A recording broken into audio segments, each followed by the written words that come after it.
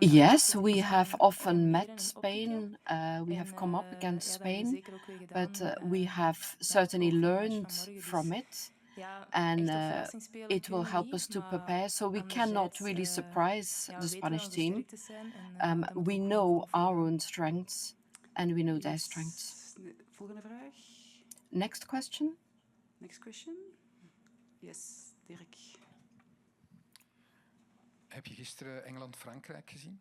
Did you watch the match between England and France yesterday? Yes. Were you surprised by the fighting spirit and the very tough playing method? Not really surprised. There are two top teams. The surprising element was that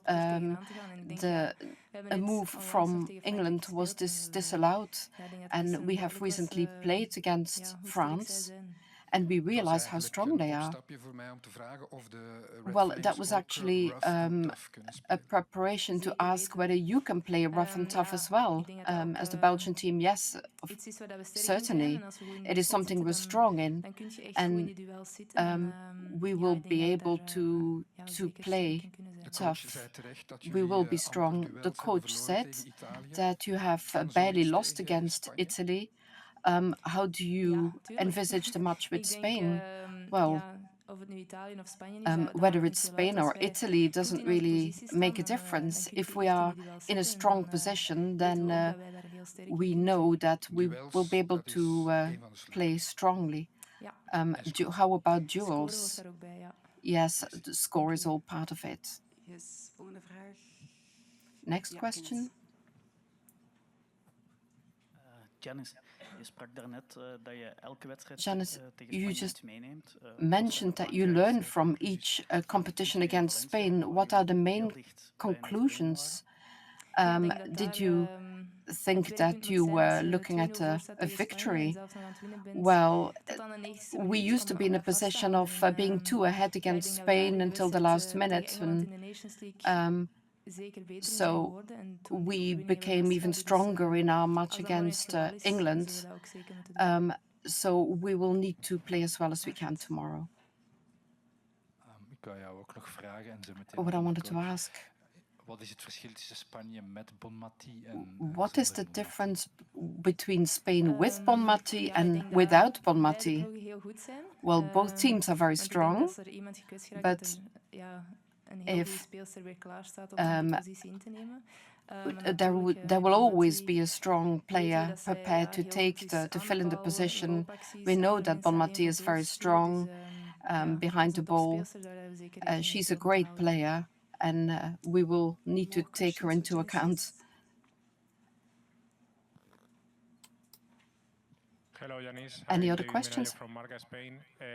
I would like to ask you, after losing versus Italia, do you have more pressure than before to start the tournament? Thank you. Hola. No, I don't think we have to put more pressure on ourselves. We knew this was going to be a tough game, knowing the group. We also said to not make a game bigger than it is, but we will, be ready tomorrow to go full for it, and then we'll try and get points here. Yes.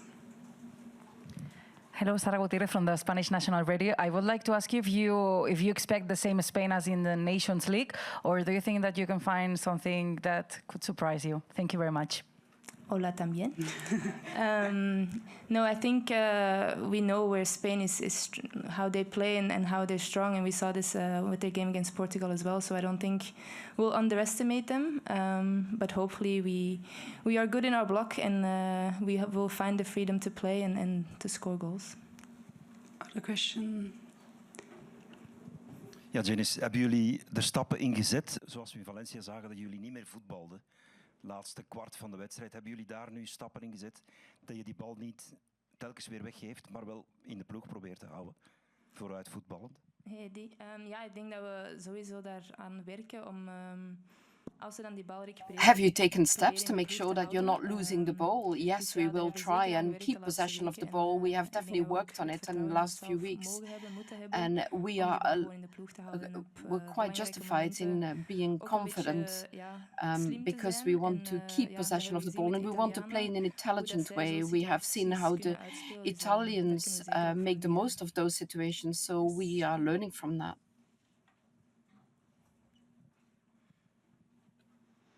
Hey Janice. Hebben jullie, Hi, Janice. ook een beetje op hulp van Portugal eventueel?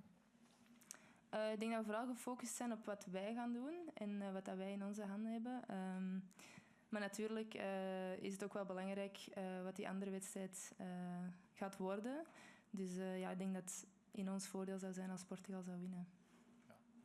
Hi coach, this is the Euros and there will be a lot of first-timers watching television and they will be first-timers to see Spain. What can they expect? What should they be prepared for? Yeah, my main focus is on us. So there will be a lot of people seeing us for the first time as well. So I hope they see a team that has an amazing spirit. We will really work hard to find our edge in different situations on the field. We have edge in many moments of the game and in individuals on the field, and that's going to be our focus. And I really hope that when people watch the game tomorrow, they feel that we are walking on the field with belief. We know we have to move a mountain tomorrow to win a game, and that's possible. That was the answer on my second question. But what can we expect from Spain? Yeah, I'm just not going to answer the question what we're going to expect from Spain because I have no idea. Spain has an amazing team, really good individuals in each position, but what we expect for them against us is a bit based on what we do. We need to be able to walk out on a football field to see the game as one football game where two teams are playing and that they don't have the advantages that they have in media above us. We need to eliminate all those thoughts to be able to get something out of the game. When we walked out on the field in Valencia for a few months ago, I know that my players found energy and intensity and believe in themselves to show themselves in front of their new coach for the first time. And if they can do that once, they can do that twice, and they have to find that moment again tomorrow. Last question. How did you make the turnaround from the lost game to a team with confidence for the next? I felt after the last game that we had pretty good confidence after the game. It was really painful to lose the game because we felt that we were progressing in many phases of the game. We definitely didn't find our edge in all moments that we wanted. Like, for example, in the finishing phase and the box defending, there are details in those two phases that I'm not satisfied with, and my players are not as well. But we also know that we are developing in many other phases of the game. I think defensively on set pieces, we did extremely well against one of the best teams in Europe on set pieces. And that I am very proud of. It is a big part of the game, and tomorrow it's going to be a really big part of the game. I'm 100% sure about that. In terms of owning the ball, we showed a lot of steps forward, which is extremely important to get something out of a game like against Spain. I don't think you beat Spain by only focusing on counterattacks and set pieces. I think you need to be able to dare and and be brave enough to play out of the first pressure sometimes. And we're not going to kick the ball away in every moment of the game. You need to own more moments than only those that I mentioned before. Hi, here, Sara Gutierrez from the Spanish National Radio. I would like to ask you as a coach if for you it's okay to have Spain in your group, the same group from the beginning. I don't know if for you it's challenging or is it too much pressure from the beginning? Thank you. Yeah, I knew that when I decided to take over Belgium, I knew that I would play Spain 3 times. So if I was thinking about secure results for my average points as a coach, wouldn't have been maybe the most smartest thing to do, to take over that team. But at the same time, I look at it that way, that you get to play against maybe the best team in the world. If not, definitely top 3 best team in the world 3 times. You get to challenge yourself as a coach tactically. You get to challenge your players mentally, tactically, physically, in so many aspects of the game. And I think it's amazing. And I know that my players feel the same. We had one really good game against them. We had one that was not at all good. Now it's the 3rd game, and it's a completely different game. You never know. Hello, Caro Padron from ESPN, Latin American, United States. Which weakness from Spain do you think you can use to win? Yeah, I have some book of weaknesses. and the team of Spain that I keep for myself. Of course, I've tried to find all of those weaknesses. I'm not going to expose them in a press conference because then they might speak a little bit more about that. But I think there are definitely moments during 95 minutes that you can expose Spain. You've seen that we have looked really closely at the games that they have played through the last year, and they've played very different opponents, and you can see patterns of things that they struggle with, and we're going to use those patterns tomorrow. Hi, Coach. Is it for you as a coach, maybe the most difficult part is to find the balance between being brave and also not being naive? That's a very loaded question. I can answer it in a many different way, but I think we are all choosing to be brave. And if you don't do that, walking into a game like tomorrow, then you're just being naive, I think. I think your choice always has to be brave and believe in yourself, but you also have to pick the moments where you're brave extremely well to not becoming naive. Hello, Coach. You said you want to focus on your team, of course, but we understand now you have a book about Spain. So without revealing the secrets, what is the difference Spain with Bonmati and without her? Yeah, Spain has so many good players. So of course, they don't get weak when they have 2-3 players out, even if it's the top 3 players. I don't think they become weak. They become different. Bonmati can solve situations that no other players in the world can, and it is really difficult in a disciplined block of defense to be able to execute actions in a good way every single time when you play against a player like her, because she just reads something that nobody else does. It would be interesting to see into her brain why it's like that. But I'm not going to be surprised if she plays tomorrow, and if she plays tomorrow, then it's going to be even more fun to beat Spain with her. You will have to play differently if she plays. No, we won't play any differently based on who is playing. Definitely not. Okay. Hi, Coach. Are there any injuries? No, we have everyone 100%. All right. I was wondering, as you are in a tight spot, having lost the first game, you're now playing against probably maybe the best team in the world, as you just said. What did you tell the players before this game?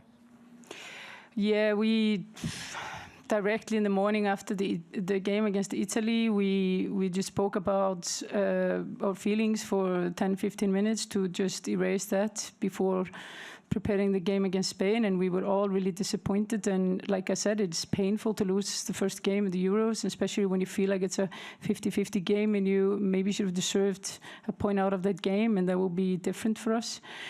And then we just had to set all focus on the game against Spain. And of course, I think it's all about building confidence. I think my players need to feel that they have freedom from us as coaches to make mistakes, to try to use their strengths. I want them to be at their best tomorrow. And we have prepared them in the best possible way. And I'm always saying that if you want to high perform, you have to have a good feeling.